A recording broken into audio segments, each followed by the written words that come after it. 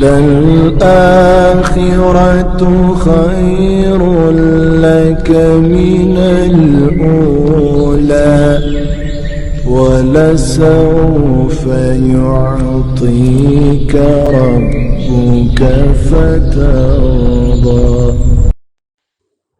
بسم اللہ الرحمن الرحیم۔ السلام علیکم ورحمۃ اللہ وبرکاتہ۔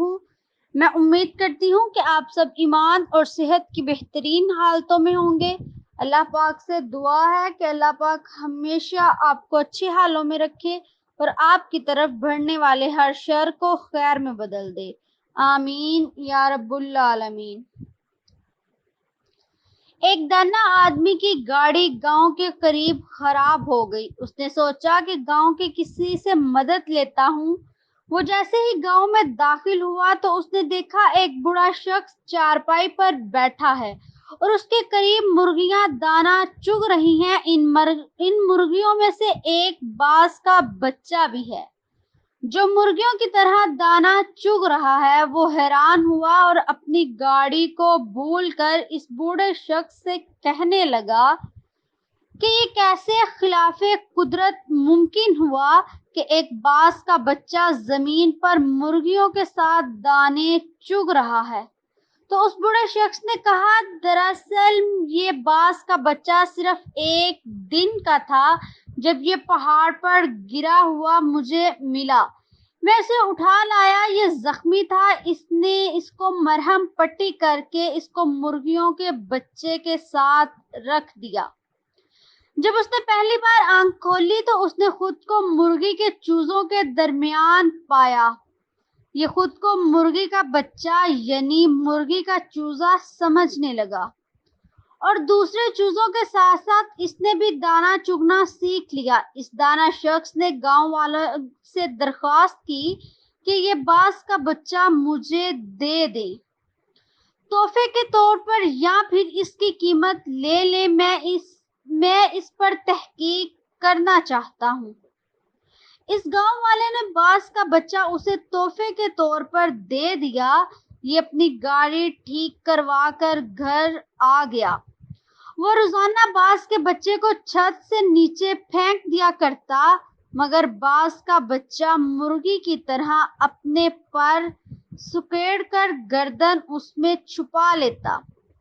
وہ روزانہ بلا ناغہ باز کے بچے کو اپنے سامنے ٹیبل پر بٹھاتا اور اسے کہتا کہ تو باز کا بچہ ہے، مرغی کا نہیں، اپنی پہچان کر۔ اسی طرح اس نے کئی روز تک اردو، پنجابی، سندھی، سرائکی، عربی، پشتو ہر زبان میں اس سے باز کے بچے کو کہا کہ تو باز کا بچہ ہے، مرغی کا نہیں، اپنی پہچان کر، اپنے آپ کو پہچاننے کی کوشش کرو۔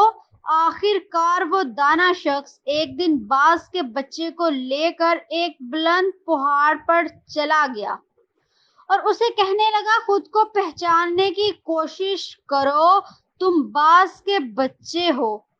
اور اس شخص نے یہ کہہ کر باز کے بچے کو پہاڑ کی بلندی سے نیچے پھینک دیا۔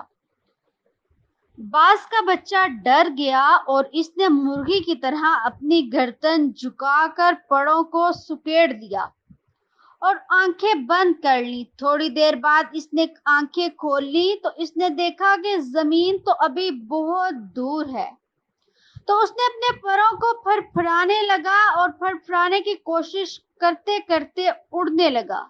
جیسے آپ کو کوئی دریا میں پھینک دے تو آپ تیرنا بھی نہیں جانتے ہو تو آپ اپنے ہاتھ پاؤں ضرور ماریں گے، ویسے ہی باز کے بچے نے پر پھیلانا اور اڑنے کی کوشش کی۔ تھوڑی ہی دیر میں وہ اپنے آپ کو بیلنس کرنے لگا، کیونکہ باز میں اڑنے کی صلاحیت اللہ پاک نے رکھی ہوتی ہے۔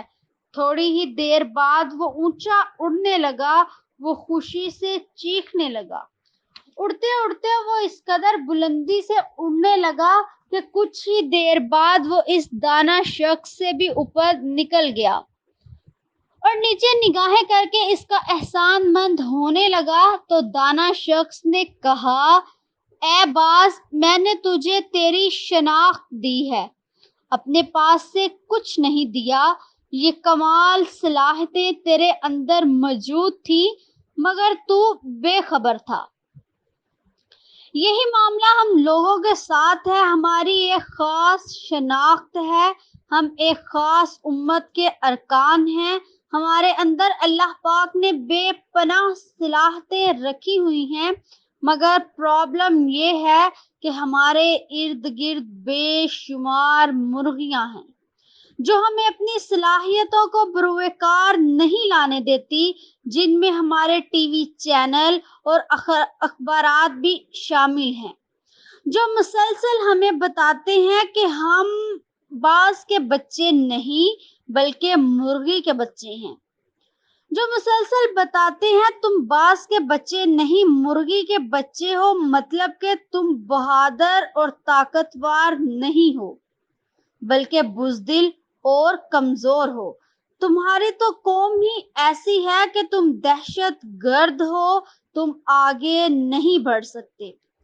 کامیابی کی شرط یہی ہے کہ ہم خود کو پہچاننے کی کوشش کریں تاکہ ہم ایک بہترین امت اور ایک بہترین قوم بن کر اس ملک کی تعمیر و ترقی میں اپنا کردار ادا کر سکیں۔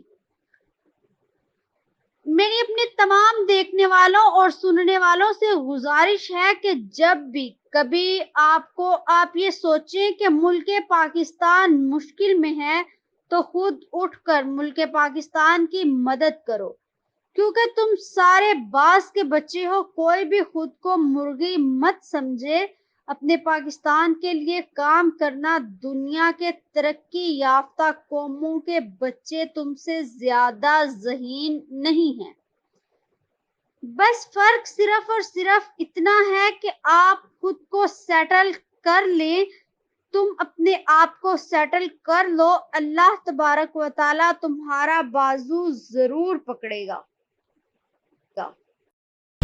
وَلَلْآخِرَةُ خَيْرٌ لَكَ مِنَ الْأُولَى وَلَسَوْفَ يُعْطِيكَ رَبُّكَ فَتَرْضَى